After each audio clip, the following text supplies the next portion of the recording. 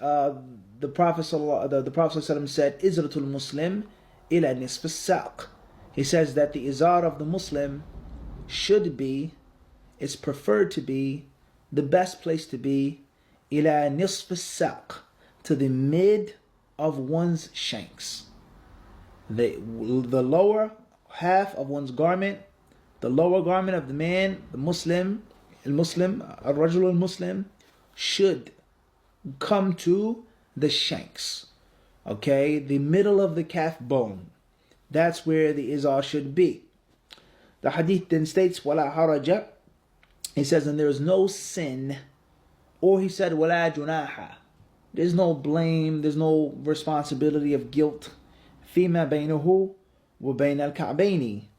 And there's no sin, there's no crime, there's no guilt with regards to anything that is between ila ma bayna wa bayna al-ka'bayn, the shank, the middle of your leg, and your ankle bone.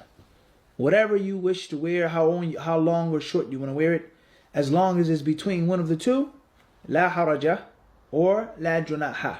There is no sin and there is no guilt in your izar being between the middle of your shank, the middle of your leg, and your ankle bone.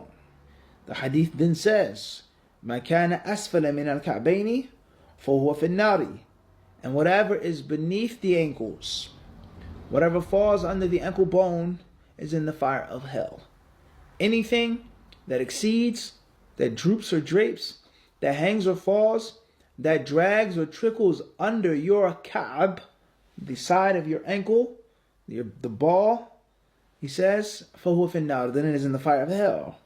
Last but not least, مَنْ جَرَّ إِزَارُهُ بَطَرًا لَمْ يَنْظُرِ اللَّهُ إِلَيْهِ. And whoever drags his garment out of pride, whoever walks out of pride, dragging their clothes, dragging their izar, then Allah Azza wa Jal will not look towards them on the day of judgment. Allah will not look their way. They would not be looked at by Allah on that day.